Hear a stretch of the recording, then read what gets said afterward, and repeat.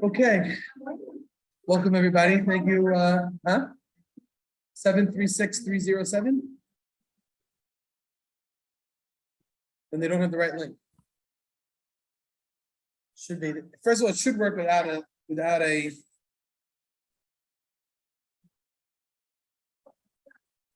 Yeah, should work. Maybe there's only a few people. Yeah. Okay. So first of all, welcome everybody. Thank you so much. I apologize for the time change. We had something that went on that I had to make an adjustment, but I really thank everybody for helping me to accommodate. Thank you so much to Lucy and Leon for opening up their home as always. Today's class, I just want to make sure I get it right, is, you texted it to me, Lucy, I think. It was Lulu Nishmat Shmuel Virginia Shoshana and Yehudi Bat Simcha, and also for the Fuah Shelema Hayat Sarah Bat Simcha, and also for Yaakov Ben Leah. Okay. So there was in the early 1900s a psychologist. You may have heard of him. His name was Jean Piaget. He lived from 1898 to 1980, and he's considered the founding father of child psychology. And he noticed something interesting about the development of children. He developed what they call the theory of cognitive development of children, and how we develop the way in which we think. And he noticed something very, very interesting early on, from some of the youngest ages, early as, not even a year old, that children learn to develop an attachment to things that they think belong to them. They develop this innate awareness of ownership or possession over something. So if you hand a kid a lollipop and you say, here, this is yours, and then you try to take that lollipop back, the kid freaks out, right? And one of their first words after mommy and daddy is mine, right? Mine, you're mine. And they'll completely lose themselves if they feel that someone is taking something that belongs to them, whether it's their toys, whether it's a candy. We develop very early on this sense of belonging, of this idea that we own things and that things belong to us. It's called, in psychological terms, it's called the endowment effect. The endowment effect is this idea that we value objects so much more once they belong to us. So I'll share with you a couple of experiments that were done. There was one experiment that was done to illustrate this idea that once you own something, it means so much more to you than if it just was a random thing, right? So there were some students who participated in the study, and the study really wasn't important. It was really what happened after the study. After the study, they were asked to choose a reward for participating in the study. So the reward could have been a bar of chocolate or a mug. Okay. Turned out 50% of the people chose the chocolate, 50% of the people chose the mug. So what do you see? Everybody kind of valued each reward equally. But then they did something interesting with another group of participants. They didn't let them choose the mug or the chocolate. They just gave it to them. They either gave them a mug or they gave them a chocolate. And then they told them, you could switch if you want. After they gave them the chocolate bar, they said, if you want to switch the chocolate bar for the mug, you can, or vice versa. And only 11% of the people decided to change. Why did so few people decide to change? So they theorized it was because once you gave them something that they owned, that belonged to them, and they developed a sense of connection with that thing that they believed belonged to them, they had a much harder time parting with it, a much more difficult time giving it away. They don't want to switch, right? If you play, they watch Let's Make a Deal. Once you give the contestant $1,000 and then you tell them they can have what's behind door number 1 or whatever it is, and they can switch it, they never want to switch it. They never want to give it up. Some of it has to do with the fact they always think you're tricking them. But even if mathematically it makes sense, and if you played the math out, it made perfect sense for them to switch, they wouldn't want to switch. Why? Because, this is mine now. This belongs to you. And you'll notice the host will always tell them, that's yours. You can keep that. It's yours. Once you tell someone that it's theirs, they have a much harder time letting go of it. They develop like this personal connection to it, this intimate nature with it, and it becomes much, much harder for them to give it up. And so I throw out the question to you, A, do you think this is true? And B, why do you think this might be, if it is true, that people sort of develop this connection with stuff that they own, the things that they have, right? Why do you think? Is it true? And if so, why? I'm seeing some people shaking their heads, they're nodding, yeah. You can't figure out why. Right. I'll give you an example. Something very funny that I saw. There's a guy, I would encourage everybody, if you want to take a look at it. His name is Matt Paxton. He's the one who's in charge of those shows called Hoarders. You ever seen that show before? Like Hoarders Buried Alive. He's the one who runs that show. He goes into people's homes who are hoarders. These are people who have a major disorder. It's very frightening of letting go of anything, and they'll completely sabotage themselves based on that. And he has a whole idea about why this is and sort of how it happens. And he says something very interesting. He says, older generations, they're trying to give away like a lot, like let's say they're downsizing, seniors who are downsizing, they're getting out of their big home, they're going into, 1 or 2 bedroom apartment with their husband while their adult kids are all married and stuff like that. So they want to downsize their lifestyle and they want to give away a lot of their furniture, right? He goes, specifically, they always want to give away the dining room. And the kids sometimes will fight over the dining room, right? The kids will fight, I want the dining room set, I don't want the dining room set, whatever it might be. He says when the kids of the seniors try to give away the dining, they fight over who takes the dining room. Their grandkids fight over who has to take the dining room. You have to take it, I don't want it, you have to take it. Everybody fights over who wants it.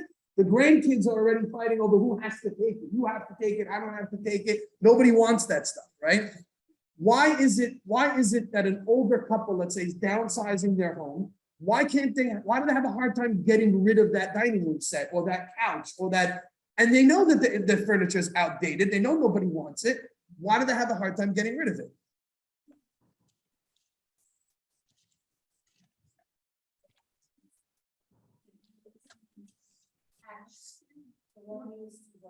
Okay. What kind of worth? It's very different compared to 12 Like I was going to answer this. Okay. And I think elderly and their belongings, all their memories, what their life meant. Okay. What I think the mother and children is much more simpler, but like the more we amass, the more we have, so we're connected to it. But I think maybe it's a little different. Yeah, so there could be a lot of different reasons why we attach. Very similar to how we attach meaning to music, right?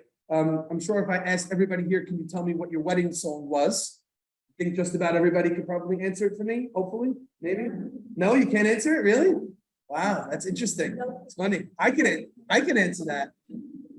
Okay, wow.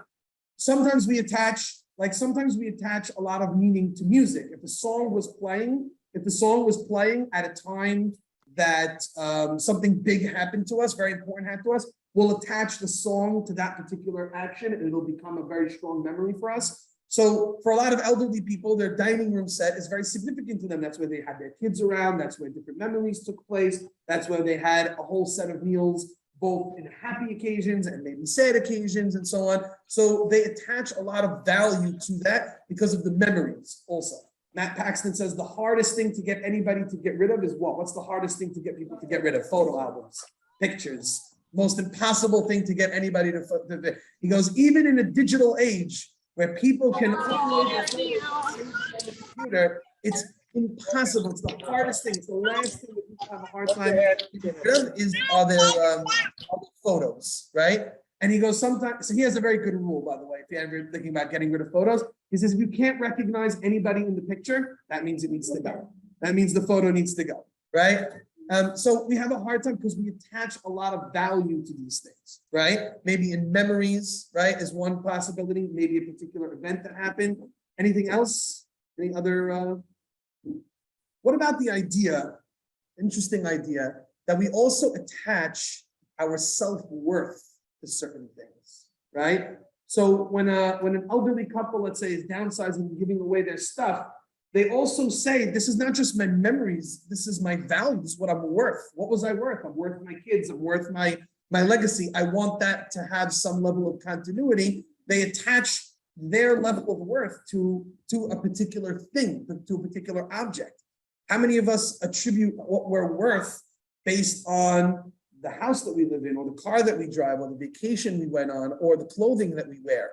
We we value ourselves based on a lot of times that stuff that we have, right? I think that that's very interesting. There was another interesting thing that that psychologist observed is that people actually believe that a part of them is ingrained in their stuff. Like there's an essence, there's almost call it a life force that exists in their stuff. They did a very interesting experiment with 3 to 6 year olds where they took the toy that they had, this was a toy that they owned, and they told them, we have a copy machine that can make another one.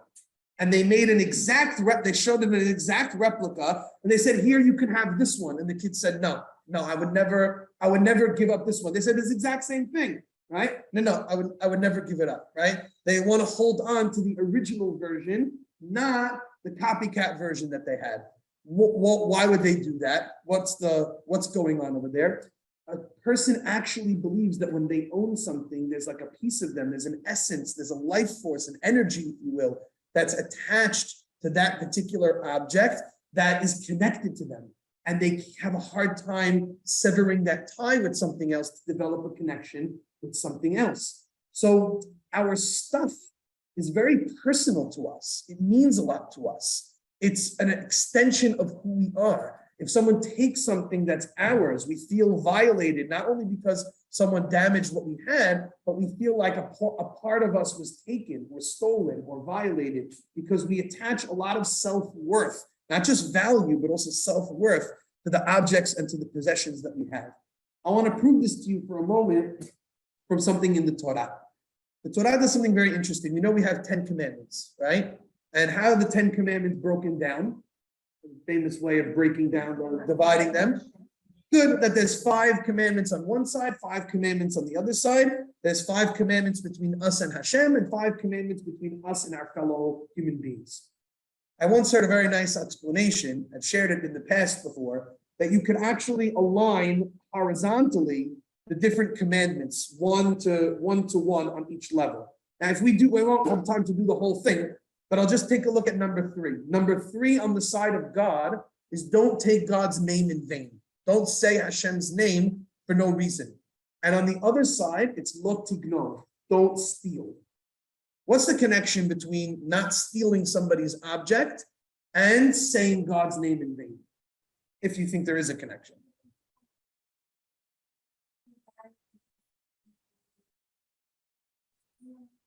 Okay, so maybe somebody who steals is someone who is likely to maybe also take God's name in vain because he's not mindful of God's presence, right? So somebody who can bring, right. Okay, I like that connection. That's one nice one. Anybody else? Well, I would say it was he's stealing something that isn't his. Okay. So he's taking something, he's trying to go against what Hashem's giving to him. So he's stealing something. We're speaking from the guy, right? So the guy's stealing something that doesn't belong to him, that was given by Hashem to another person. So he's undermining the whole idea that Hashem is who controls who gets what possession. So that's almost like taking God's name in vain, right? Anybody else? So I once heard, yeah, what was that? So I'll give a little bit of a different explanation, and it's based on something very interesting. When the rabbis say lo tignov in the 10 commandments, what type of stealing is it talking about? Does anybody know? It's talking about kidnapping. It doesn't talk about stealing possessions. Now it's true, there's also another time in the Torah when it talks about stealing possessions as being wrong, but specifically in the 10 commandments, the rabbis explain it's talking about kidnapping. How do you kidnap God? By taking the one thing that God has in this world, so to speak, because God is not physical, this is what? It's his name, right? The thing that exists in the world from God is God's name. If somebody takes God's name in vain, it's like stealing that person's essence. It's like stealing God's essence of who he is. Because the only way we relate to God is through his name. We have no other physical ways of relating to it. Well, the same goes for kidnapping a person, because you're basically stealing his essence. You're stealing who he is. And I don't think it's a coincidence that the Torah leaves it vague, even though it is talking about kidnapping, that you could also explain it as stealing possessions. Because when you steal a person's possessions, they often feel that you're stealing a part of who they are. You're stealing what represents them. who they are in their personality, right? Because our possessions are often an extension of ourselves. The style of clothing that we wear reflects our personality. The type of car we drive might be different for everybody. I once met a person told me they have to be in a convertible. They love the way the convertible is, the style. Other people like a bigger car. It's an extension of who we are as people and the personality that we have. So when someone violates it, it feels like they're taking a little bit of who we are, that they're kind of getting into our essence and trying to destroy it. I'll give a couple other examples of how, and I'll tell you where I'm going with this. I'm trying to illustrate to us how much importance and value we put on stuff, on materials, on physical things. Think about how much we'll pay for something if we know that a celebrity once owned it. Okay? A celebrity once owned it, and now we'll buy it. I'm often reminded, everyone knows I'm a big Seinfeld buff, when George buys the LeBaron convertible because he thought it was owned by John Voight, the actor, so he changed the whole thing. But think about this, it's very bizarre. A baseball jersey that was autographed by the player, all of a sudden it jumps up in 10 times in value. Or if I know that it was worn by the player when he played the game, all of a sudden becomes more expensive, it's more valuable, and it's reflective of the fact that the society values it. They did another very interesting experiment. They gave players, golf players, to play with another, they took two golf players who were equally good, and they gave one of them a club from a professional athlete. They said, these clubs were played with by, Phil Mickelson. And the other guy, they gave him regular clubs. What happened? The guy who had the celebrity clubs, he played better.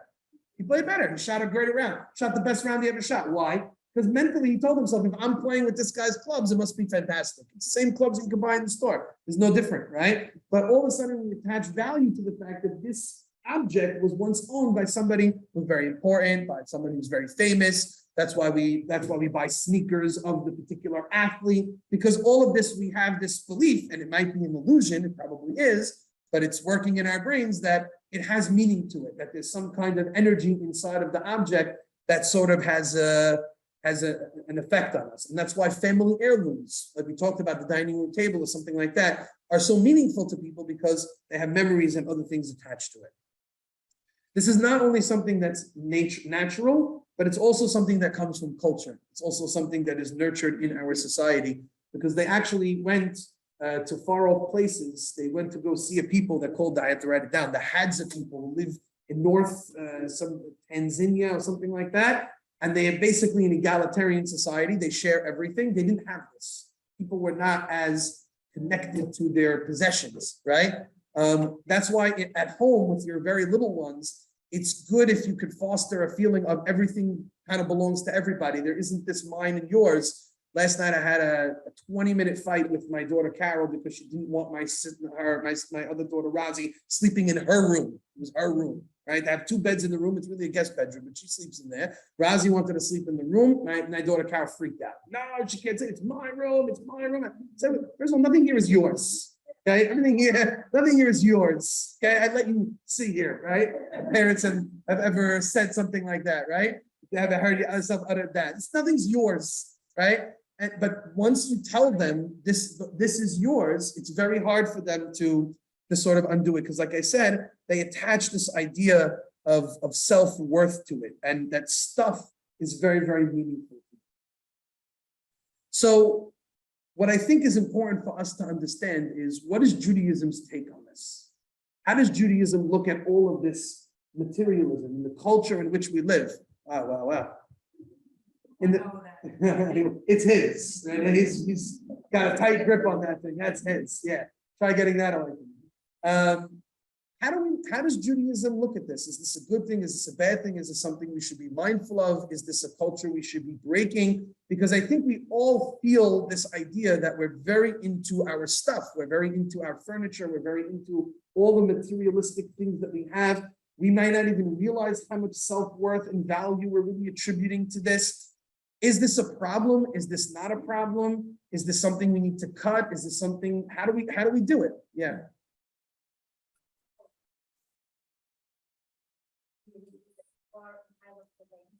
Let's say Maaser, or back in the years of this like that, bringing in a percentage, I think that melds the two, that people do have possessions, but we do not, stuff like can. Mhm.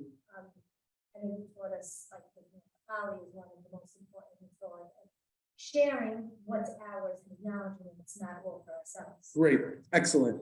Matt Paxton says one of the ways that he gets people out of hoarding, when people have a hoarding disorder, what's one of the most powerful triggers to get people out of that? Donations. If you can get people to donate their stuff, that is one of the few things that even someone who has a hoarding disorder, someone who can't let something go, it's one of the few reasons why he'll actually let something go. If you could tell a child who thinks it's theirs, but you could give it to somebody and make them so happy, right? Or they'll feel good, or they don't have all the things that you have. This concept, this innate idea of charity, of giving away, of kindness, is a way to get out from underneath that feeling of I have to have everything. If I'm donating to somebody else, if I'm giving away to somebody else, that undoes the hoarding mechanism in our mind. We gave a nice story about an elderly couple who the husband was a master craftsman, like top in the world. But he was elderly, he no longer practiced, he didn't do anything. And he had this tool set, fantastic tool set. They estimated it at almost $40,000. That was its worth. And people were willing to buy it from him, but he wouldn't let it go. Again, mind you, he's in his 90s. He has this massive thing, it's taking up his entire garage. And I know garages are very important to us, right? I told Sophia Saruya when she showed me her house the first time, I said, how come everybody, when I go looking around houses, everyone, the first thing they show me is the garage. Everybody here, the first thing they show me is the garage. Come look at the garage. I said, I want to look at the dining room. No, come see the garage. Look how much we have in storage space in the garage. Now I do that to everybody else. I was, oh, come see my garage. It's like a thing. You have to have your storage. Anyway, it was taking up his whole garage. He has this massive tool thing that it's like one of a kind in the world, and they're willing to pay him $40,000 for it. It's a lot of money, no matter who you are. He wouldn't get rid of it. What did he have? He had an apprentice, a young person who was studying under him, who was just getting into the thing, lived a couple of blocks down the street from him. And he said, the only thing I'll do with it is I'll give it to him. He doesn't have enough money to purchase something like this. He wanted to give it to him. And they show on the TV show, they're coming with the truck worth of these tools to give it to the other guy, and he's crying, and the wife is crying, and the kids are sobbing, and he's giving it away for nothing. It's worth $40,000. That's why the kids were crying, by the way, because it was worth $40,000. And he's giving it away to somebody, and that's the only reason why he'll part with it. It's the only reason why he'll part with it is to donate and have it benefit somebody else. Why does that work? Why does that work? Because this guy attributed his entire life, his whole self-worth, to this tool set. Everything that he feels he is as a human being is attached to this tool set. To just sell it for money is to basically kill himself, right? It's basically to destroy everything about who he is. He's not prepared to do it. But if he can use it to attribute some other self-worth, I gave it to somebody else, and now I made his life, that gives me enough self-worth I'm willing to part with. If you can get somebody to attribute a greater self-worth to themselves beyond the physical thing, you can get them to part with it. We don't want to part with the fancy dress because we feel like it makes us who we are.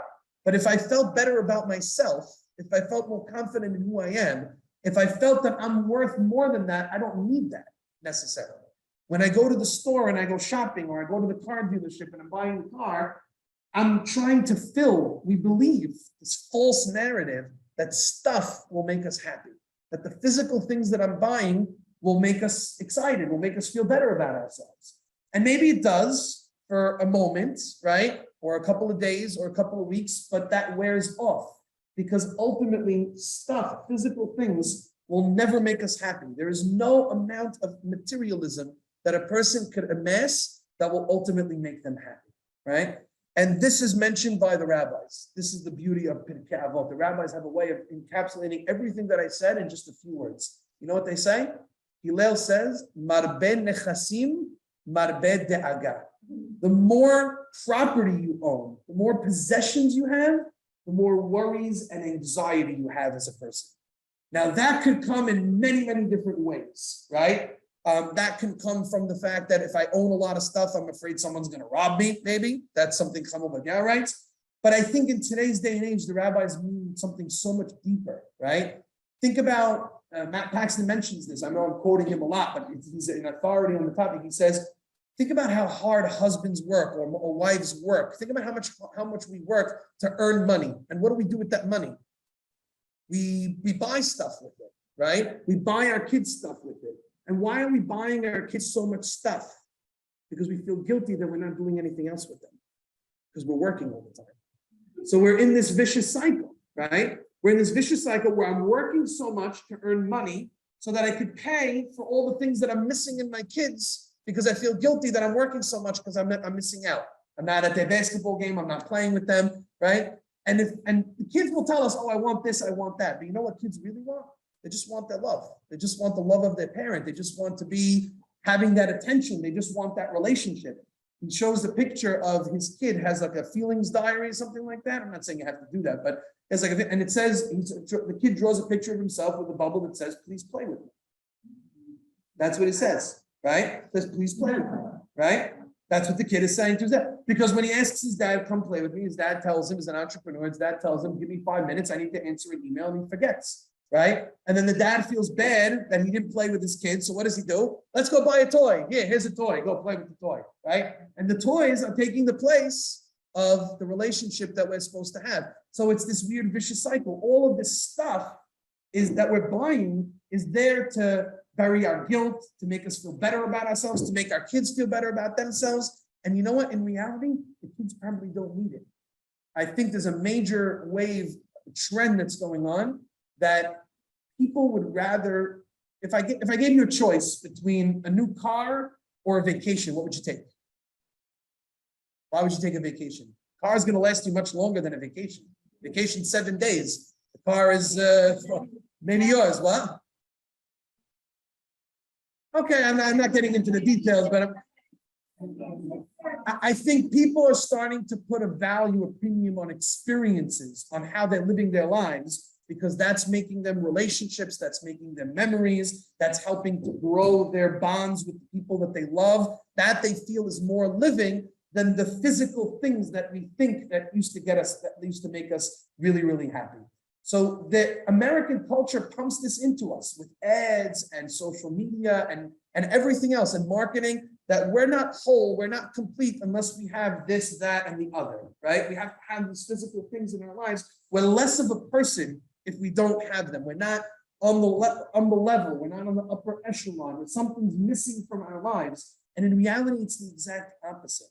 What tend to be the findings are today is that the more a person can step back from the physical things, the more a person can simplify their lives, dare I say, minimalize what it is that they have, again, within reason, because we live in a community, we live in a culture. I'm not saying we're going to start selling our homes and picking up and moving to Idaho overnight, right, and living on a farm somewhere, but the next time you're in Bloomingdale's and you're asking yourself if I need to buy something, right? Maybe this is the husband in me coming out. And you say to yourself, why am I buying this? Like, do I really need this, right? Is this really going to make me happy?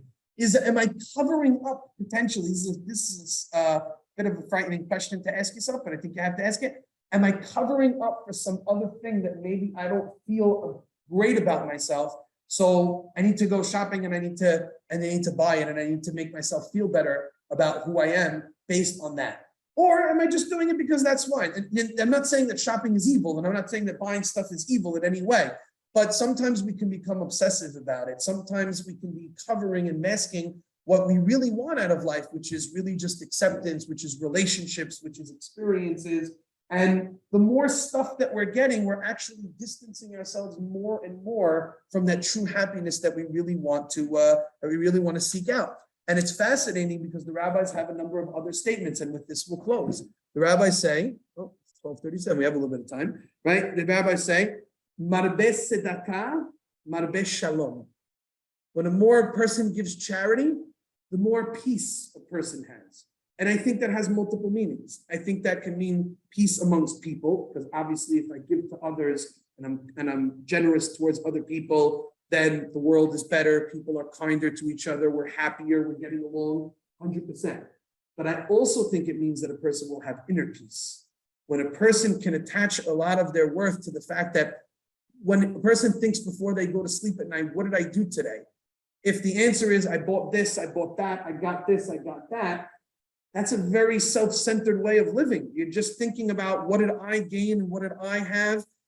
And if you could take 2 out of those 4 things and say, oh, I gave to somebody, or I volunteered as a part of Bikur Halim, or I participated in something else, all of a sudden your self-worth, I think, goes up much more. If all we're doing is attaching our self-worth to the things that we're getting and buying and earning, instead of the things that we're giving and doing and volunteering, I think we're missing out on a major part of inner peace. We're going to feel a very big void inside of ourselves. So the rabbis are teaching us, marbeh tzedakah, the more you can give of yourself, of your time, of your money, of your efforts to help other people, the more inner peace you will have, because the more self-worth you will be having, the more confidence and esteem you will have, the way you'll look at yourself in a much more positive light, to the point where you'll feel confident about yourself. You won't need X, Y, and Z to prop yourself up. I'm happy with what I did today because I gave to somebody else.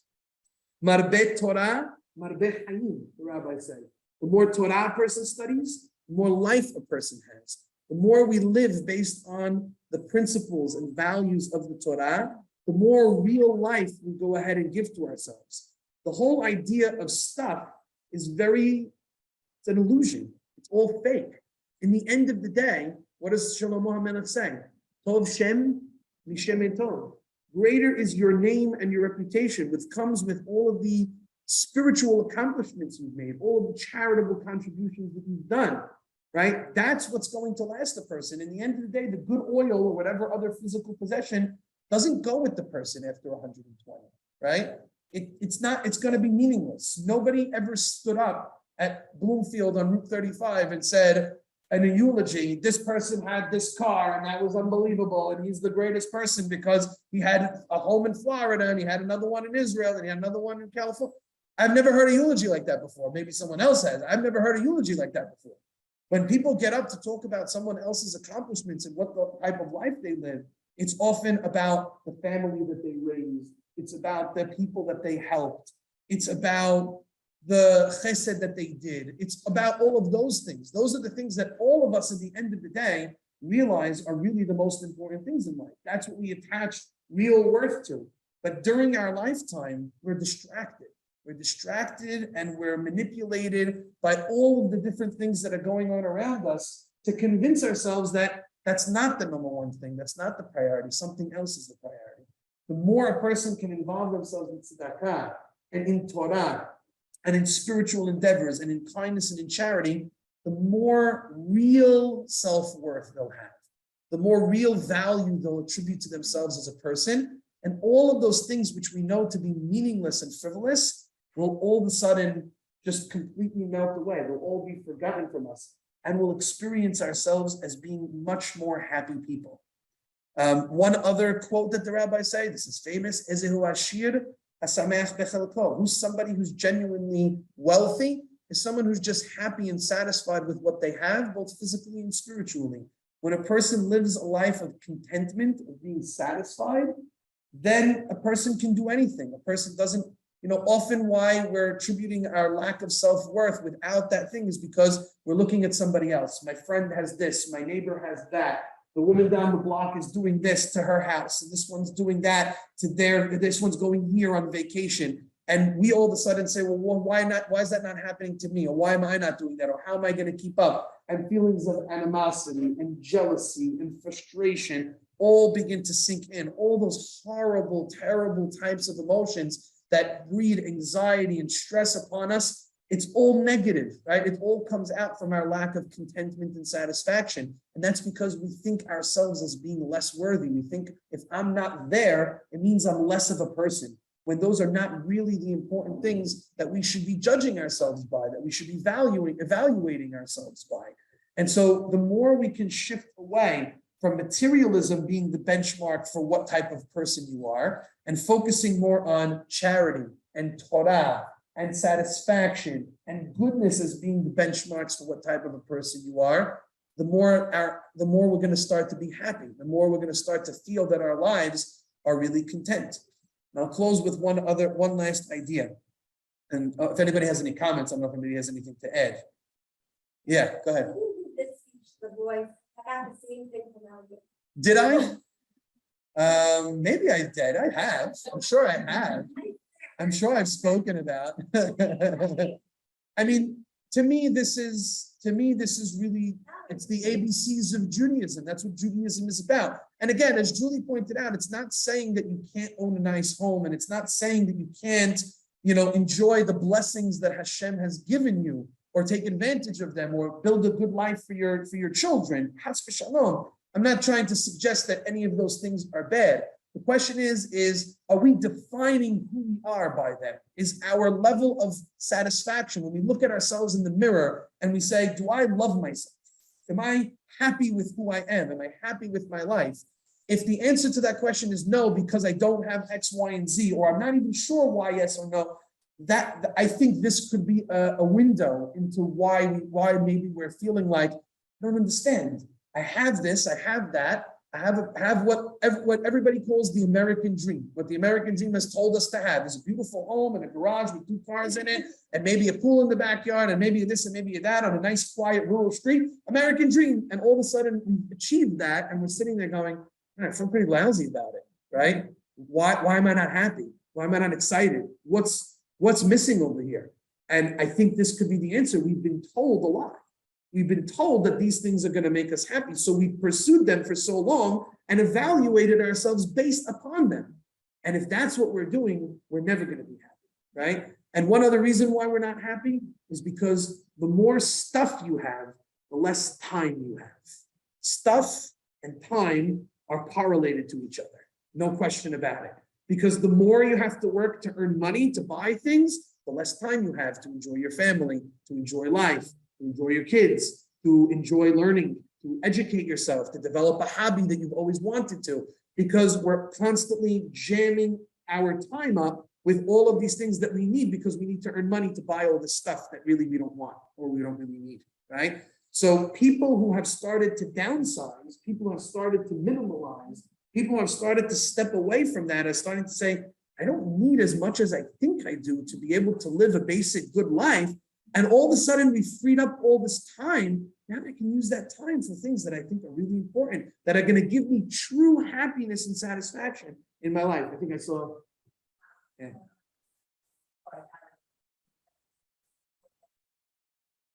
There is this kind of notion that you have what you see that you're doing it with the right purpose. It's not only defining who you are to it, but I guess that comes with you have to do what are you using for a shift to define you, but right now we're sitting in a beautiful house in a beautiful room right now, doing something that's purposeful, that's meaningful, that's and then 100%. so those things also give you a definition in terms of, so that can also help you talk about Right. that you have the right way. Right, because then what are you doing? You're attaching the right type of value to it, right? You're attaching, it's all about the worth and the value that you're attaching to it. If my home is there to make my neighbor jealous or to live up to a certain stature, that's a negative type of value to it, which is going to leave you empty. But if my home is my place where I educate my children, where I host classes, where I do an auction for a fundraiser, where I'm now able to attach to all that, to whatever materials I have, something positive, something meaningful, something charitable. Now all of a sudden I flip that on its head into something that is really worthwhile. One of Matt Paxton's things that he says to people when they're trying to clean out their hoarding is, the rule is use it or lose it. Either you're using the thing or you get rid of it. If you're not using, because how many things do we have in our home that we're not using, but if someone told you to throw it out, no, I can't throw it out, right? No, I can't throw it out, right? Huh? Clothing. I think my wife wears like 10 outfits. She's got an entire clothing. I can't figure out, where is all this cloth? What is it for? No, I need to get it. Or I wore it to something once upon a time, right? And I don't want to get rid of it, right? Clothing is a great example of it, right? I think that, so if we attach a positive worth to it, a positive value to it, something that we can look at and say, wow, I did something good with this, with what Hashem gave me. And that's why Hashem is giving us those berachot. Now we're all of a sudden going to start having a much more positive outlook on it. And all of a sudden we're going to see ourselves as being much happier with what it is that we have. So I think hopefully what we'll try to do is reflect on some of these things, is to take a look around our homes, to take a look around our communities, and ask ourselves the question, am I using it or should I lose it? Am I defining myself based on these things as far as who I am as an individual? And if I'm not happy, maybe it means I need to start to pull back from some of these things. Maybe I need to focus more on my charitable contributions, on my Torah contributions, on my spirituality side, and spending more time with my family, having those experiences that I think are going to really fill that void, are going to really make me happy, and steering away. I don't need to go to Toys R Us every Sunday to give my kid a toy. I could just spend an hour with them and they'll be happy. And that'll make me happy. And that'll make us both happy. And we'll end up living a much more praiseworthy, a much more enjoyable, much more happy lifestyle. And I think that that's what the rabbis were gearing us towards. And I think that that's something we should think a little bit more about. Maybe our culture has steered us the wrong way, and we need to try to steer ourselves, right the ship back, using the wisdom and guidance of our rabbis. Questions, thoughts? Yeah, go ahead. Definitely feel that conversion is kind of like more simple than just feel that in the years it's easy. Yeah. More simple. I love to use the word simple because there's a lot of studies that say that people find a lot of joy in simplicity, right? In things just being, basic without having to complicate and make things so dramatic all the time. I have 4 girls, so there's a lot of drama, but sometimes things are just simplified, right? And sometimes we convince ourselves that life has to be more complicated than it really does. People ask me all the time. I'm sorry if there's Brooklyn people ask me, like, how do you live and deal? Like, I don't understand. Like, how does it work? I don't know. The lifestyle is it's a lot simpler for me. You're right. And it's hard to even put my finger on what it is, but that simplicity, I've cut out a lot of drama, a lot of family drama, a lot of friends drama, a lot of that. And I've just been able to focus on things that I think are very meaningful to me. And so there's a blessing in sometimes simplicity. And that's what the rabbis are saying. The more stuff you put in, sometimes that only complicates things. Somebody calls you up, Rabbi, I don't know what to do. My apartment in Florida is flooding. My this and that. Well, maybe you don't need those things, right? Maybe you can be good with just one thing, right? And that'll just be fine for you. And for some people, it's not. But everybody has to kind of think about that and process it for themselves as well. Yeah, 100%. Have a great day, everybody.